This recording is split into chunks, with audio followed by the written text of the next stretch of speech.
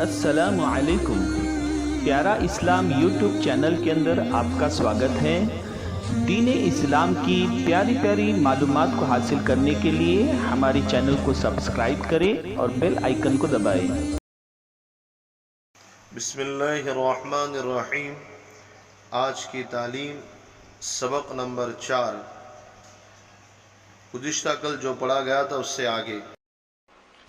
इफ्तार की फजीलत इरशाद फरमाने के बाद फरमाया कि इस माह का अव्वल हिस्सा रहमत यानी अल्लाह जल्ल शानुहु का इनाम मुतवज्जह होता है और ये रहमत आम्मा सब मुसलमानों के लिए होती है। इसके बाद जो लोग उसका शुक्र अदा करते हैं उनके लिए इस रहमत में इजाफा होता है। लइन शकरतुम लअज़ीदन्नकुम, और इसका दरमियानी हिस्सा मग़फ़िरत शुरू होती है इसलिए कि रोज़दारों का कुछ हिस्सा गुजर चुका। इसका मुआवजा और इकराम मग़फ़िरत के साथ शुरू हो जाता है और आखिरी हिस्सा तो बिल्कुल आग से खलासी ही है। और भी बहुत सी रिवायात में ख़त्म रमज़ान पर आग से खलासी की बशारतें वारिद हुई हैं। रमज़ान के 3 हिस्से किए गए जैसा कि मज़मून बाला से मालूम हुआ। बंदे नाचीज़ के ख्याल में 3 हिस्से रहमत, मग़फ़िरत और आग से खलासी के दरमियान में फ़र्क यह है कि आदमी 3 तरह के होते हैं। एक वो लोग जिनके ऊपर गुनाहों का बोझ नहीं, उनके लिए शुरू ही से रहमत और इनाम की बारिश हो जाती है। दूसरे वो लोग जो मामूली गुनहगार हैं, उनके लिए कुछ हिस्सा रोज़ा रखने के बाद इन रोज़ों की बरकत और बदले में मग़फ़िरत और गुनाहों की माफ़ी होती है। तीसरे वो जो ज़्यादा गुनहगार हैं, उनके लिए ज़्यादा हिस्सा रोज़ा रखने के बाद आग से खुलासी होती है। और जिन लोगों के लिए इब्तिदा ही से रहमत थी और उनके गुनाह बख्शाए थे, उनका तो पूछना ही क्या, उनके लिए रहमतों के किस कदर अंबार होंगे, वल्लाहु आलम। उसके बाद हुजूर सल्लल्लाहु अलैहि वसल्लम ने एक और चीज़ की तरफ रग़बत दिलाई कि आका अपने ग़ुलामों पर इस महीने में तख़फ़ीफ़ रखें, इसलिए कि आखिर वो भी रोज़ेदार हैं। काम की ज़्यादती से उनको रोज़े में दिक्कत होगी। अलबत्ता अगर काम ज़्यादा हो तो उसमें मुज़ायक़ा नहीं। रमज़ान के लिए हंगामी मुलाजिम एक आध बढ़ा लें, मगर जब ही के मुलाजिम रोज़ेदार भी हो, वरना उसके लिए रमज़ान और बे रमज़ान दोनों बराबर हैं। और इस जुल्म व बेगैरती का तो जिक्र ही क्या, खुद रोज़ेदार खोर होकर बेहया मुँह से रोज़दार मुलाजिमों से काम ले और नमाज रोज़े की वजह से अगर तामील में कुछ तसाहुल हो तो बरसने लगे। वसयअलमुल्लज़ीना ज़लमू अय्य मुनक़लबिन यनक़लिबून, और अनक़रीब ज़ालिम लोगों को मालूम हो जाएगा कि वो कैसी मुसीबत की जगह लौट कर जाएंगे, यानी इससे मुराद जहन्नम है।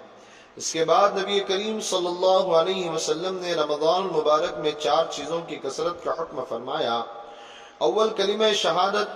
अहादीस में इसको अफजल ज़िक्र इरशाद फरमाया है।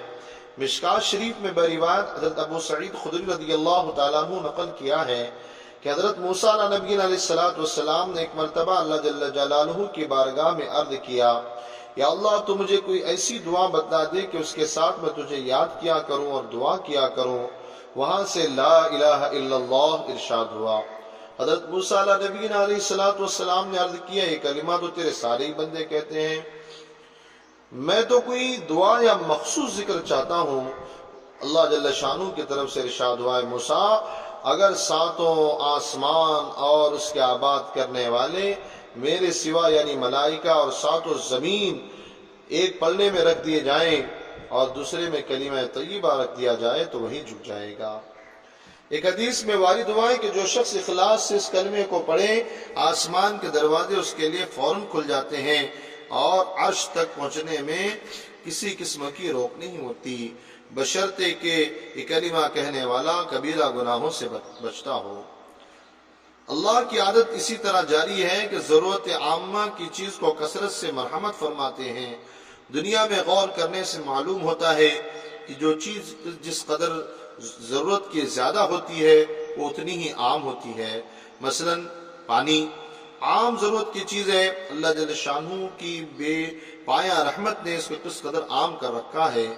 कीमिया जैसी लग़्व और बेकार चीज़ को इनक़ा कर दिया।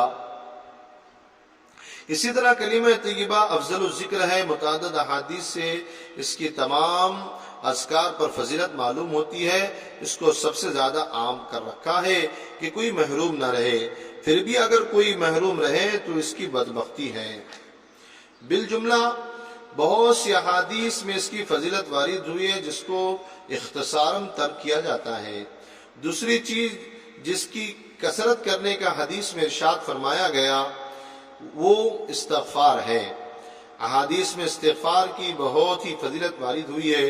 ایک حدیث میں وارد ہوا ہے کہ جو شخص استغفار کی کثرت رکھتا ہے اللہ جل شانہ ہر تنگی میں اس کے لیے راستہ نکال دیتے ہیں، ہر غم سے نجات عطا فرماتے ہیں اور ایسی طرح روزی پہنچاتے ہیں کہ اس کو غمان بھی نہیں ہوتا۔ ایک حدیث میں آیا ہے کہ اگر آدمی گنہگار ہو، ایک حدیث میں آیا ہے کہ آدمی گنہگار تو ہوتا ہی ہے، بہترین گنہگار وہ ہے جو توبہ کرتا رہے۔ ایک حدیث قریب آنے والی ہے، جب آدمی گناہ کرتا ہے تو ایک کالا نقطہ اس کے دل پر لگ جاتا ہے، اگر توبہ کرتا ہے تو دھل جاتا ہے ورنہ باقی رہتا ہے۔ اس کے بعد حضور صلی اللہ علیہ وسلم نے دو چیز کے مانگنے کا حکم فرمایا جس کے بغیر چارہ ہی نہیں۔ نمبر 1 جنت کا حصول اور نمبر 2 دوزخ یعنی جہنم سے امن۔